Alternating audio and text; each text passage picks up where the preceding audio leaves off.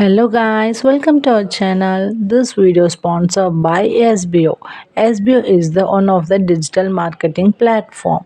Skip பண்ணாதீங்க பெரிய தப்பு. தினம் 300 ரூபாய் சம்பாதிக்க அரிய வாய்ப்பு. இன்ஸ்டாகிராம், ஃபேஸ்புக் பயன்படுத்த தெரிந்தால் போதும் content post and content publishing மூலமா தினம் 300 ரூபாய் சம்பாதிக்கலாம். இந்த வேலை செய்ய 5 நிமிடம் போதும். Work training support, group communication support, all language customer live chat support, முக்கியமா சொந்தமா ஒரு பிசினஸ் ஸ்டார்ட் பண்ற அளவுக்கு உங்களால கற்றுக்கொள்ளவும் முடியும், சம்பாதிக்கவும் முடியும். இந்த வேலை வாய்ப்பு வழங்குவது 5 வருடத்திற்கு மேல ரன் ஆகிட்டு இருக்க நம்ம தமிழ்நாட்டு company school of business organisation private limited. மேலும் விவரங்களுக்கு டிஸ்கிரிப்ஷன்ல கொடுத்திருக்க நம்பருக்கு வாட்ஸ்அப் பண்ணுங்க. 1996ஆம் ஆண்டு சோவியத் ஒன்றியம் உடைந்த பிறகு அதிலிருந்து பிரிந்த நாடுகள் பலவும் பொருளாதார நெருக்கடியை சந்தித்தன. ரஷ்யா எங்கும் பஞ்சம் பரவி கிடந்தது. அரசு துறைகளில் பெருவாரியான நபர்கள் வேலையை இழந்து தவித்தனர். வாழ்வாதாரத்தை இழந்து மக்கள் வறுமைக்கு தள்ளப்பட்டனர். பெரும் அதிகாரிகளாக இருந்தவர்கள் கூட கிடைத்த வேலைகளை செய்யும் நிலைக்கு தள்ளப்பட்டிருந்தனர்.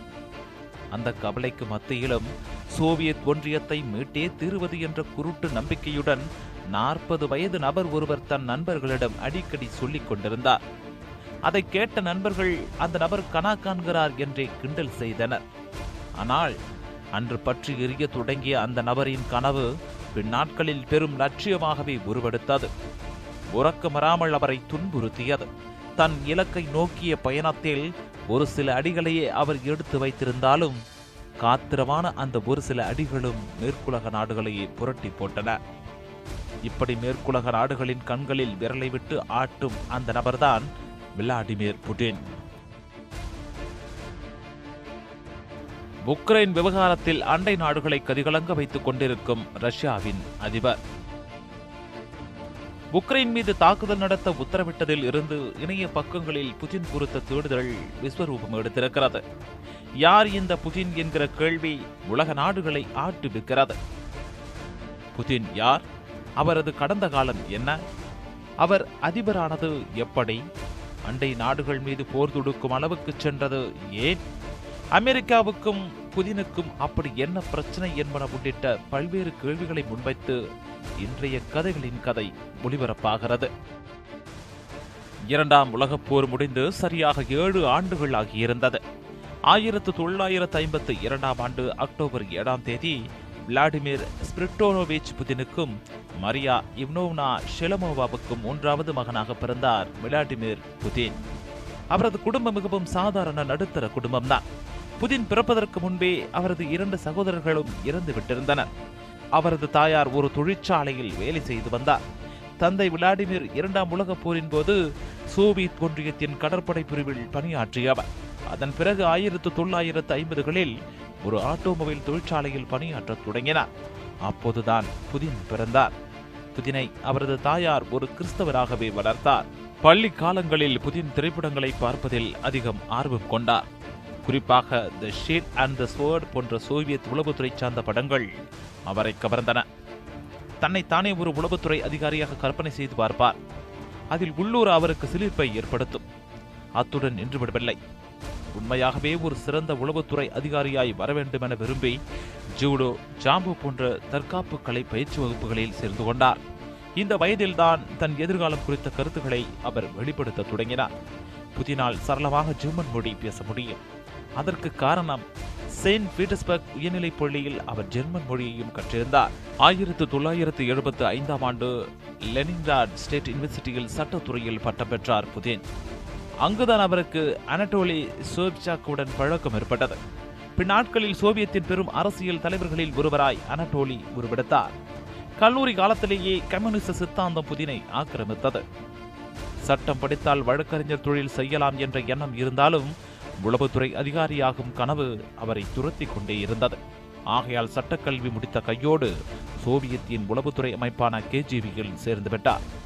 அமெரிக்காவின் CIA மற்றும் FBI இரண்டையும் இணைத்து பார்த்தால் கூட அதைவிட வலுவான ஒரு அமைப்பாக இருந்தது சோவியத்தின் கேஜிபி. சோவியத்திற்கு ஒரு ஆபத்து என்றால் முதலில் களத்தில் குதிப்பது கேஜிபி தான். அங்கு 15 ஆண்டுகளுக்கு உளவுத்துறை அதிகாரியாக பணியாற்றினார் புதின். அந்த தருணத்தில்தான் 1983இல் லியூத்மிலா புதினாவை திருமணம் செய்தார். அப்போது புதினா ஒரு விமான பணியாளராக இருந்தார். இவர்களுக்கு 2 மகன்கள் பிறந்தனர். KGBயில் பணியாற்றிய காலங்கள் பெரும்பாலும் வெளிநாடுகளில் ஒரு உளவாளியாகவே கழிந்தது. இன்று அவர் வகுக்கும் பல்வேறு யூகங்களுக்கும் உலக நாடுகளை சமாளிப்பதற்கும் அரிச்சுவடி அங்குதான் கற்றுக்கொண்டார். KGBயில் தனது கடைசி 6 வருடங்களை கிழக்கு ஜெர்மனியின் ட்ரெஸ்டினில் கழித்தார் புதின். 1991 சோவியத் முடிந்ததற்கு பிறகு புதிய நிர்வாகத்தின் கீழ் KGB உளவாளியாக பணியாற்ற அவருக்கு துளியும் விருப்பமில்லை. லெப்டினன்ட் கர்னல் பதவியுடன் 1991 KGBயை விட்டு வெளியேறிய பிறகு ரஷ்யாவுக்கு திரும்பினார். அப்போது அவரது பார்வை அரசியல் நோக்கி திரும்பியது. அதற்காக தன்னுடைய பழைய நட்புகளை புதுப்பிப்பதில் ஈடுபட்டார். அதன் பின்னர் லெனின்கிராட் மாநில பல்கலைக்கழகத்தின் வெளி விவகார அதிகாரியாக பொறுப்பேற்றார். ஆனால் KGBயில் இருந்து வெளியேறி சிறிது காலம் டாக்ஸி ஓட்டுநராகவும் பணியாற்றினார்.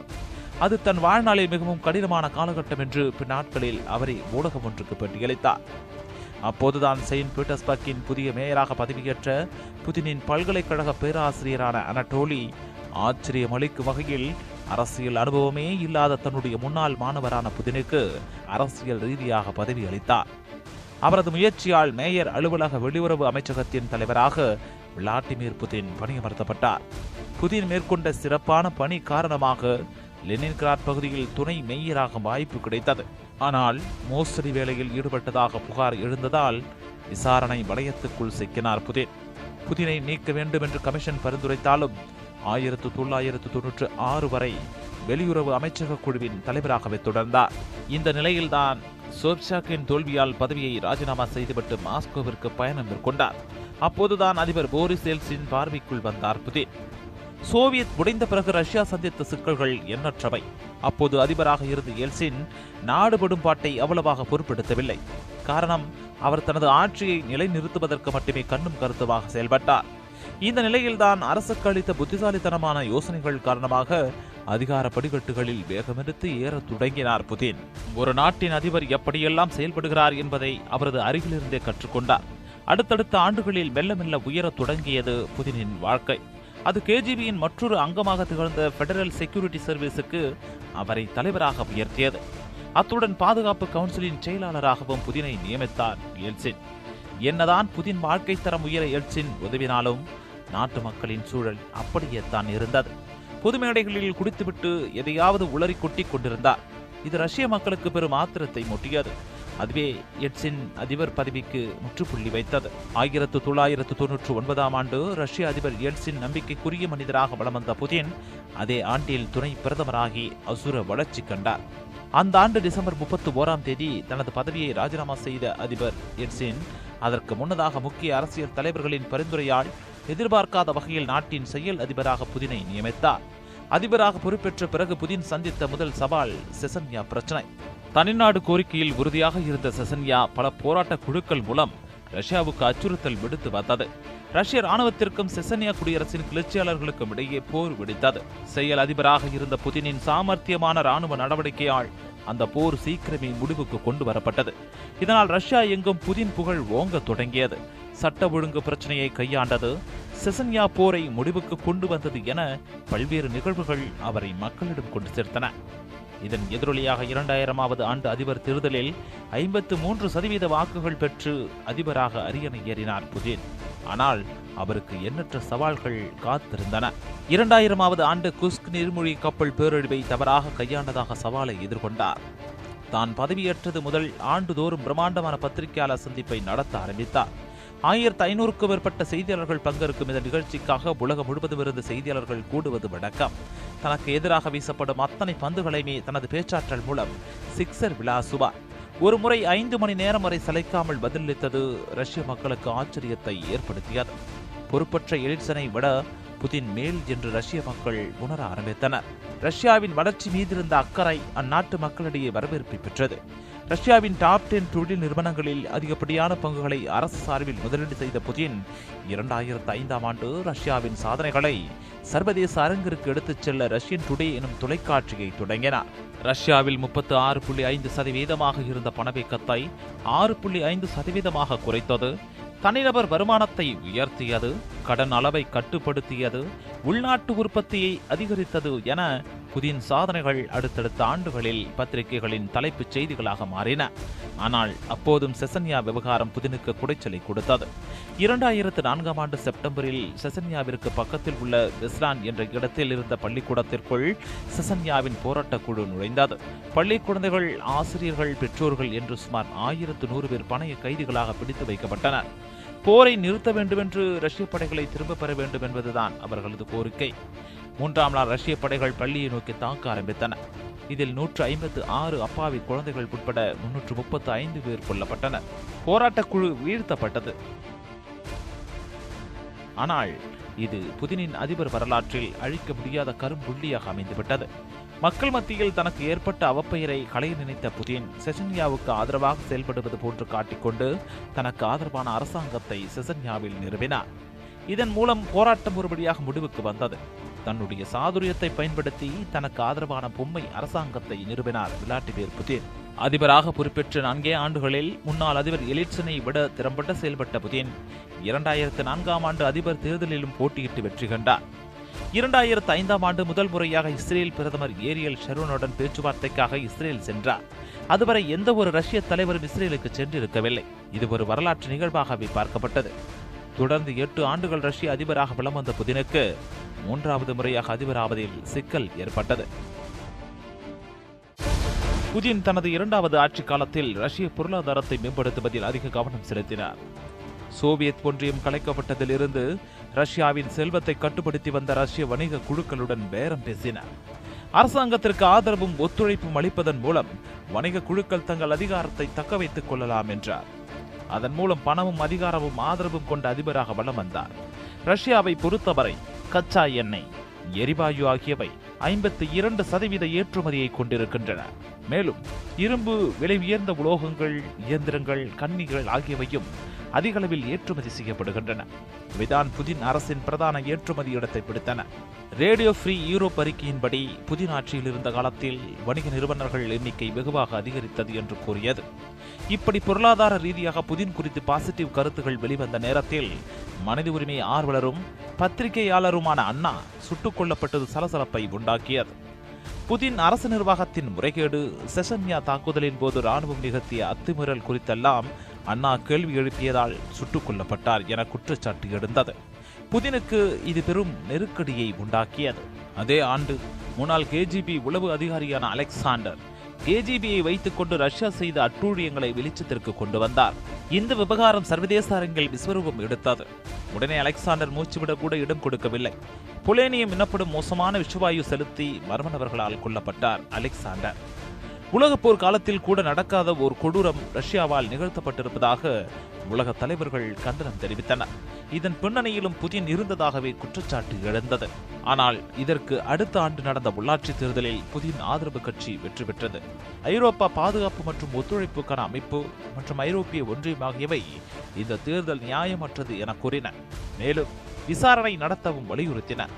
ஆனால் ரஷ்யா அமைத்த விசாரணை ஆணையம் தேர்தல் மிகச் சிறப்பாக நடந்ததாக அறிவித்தது.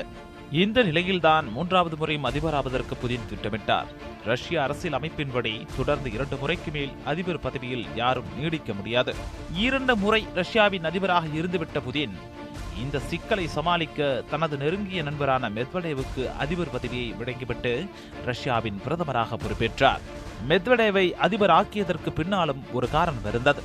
ரஷ்யாவை இரும்பு பிடியில் வைத்து ஆட்சி நடத்தி கொண்டிருக்கும் புதினின் நம்பிக்கைக்கு பாத்திரமானவராக இருந்தவர் மெத்வடேவ் மட்டும்தான். ரஷ்ய உளவு அமைப்பான KGBயில் பணியாற்றிக் கொண்டிருந்த காலத்திலிருந்தே இருவரும் நண்பர்கள் என்பதால் மெத்வடேவை அதிபராக்கினார். அத்துடன் அவரை அதிபர் பதவியில் வைத்துக் கொண்டு தான் நினைத்ததை செய்ய முடியும் என்று நினைத்தார்.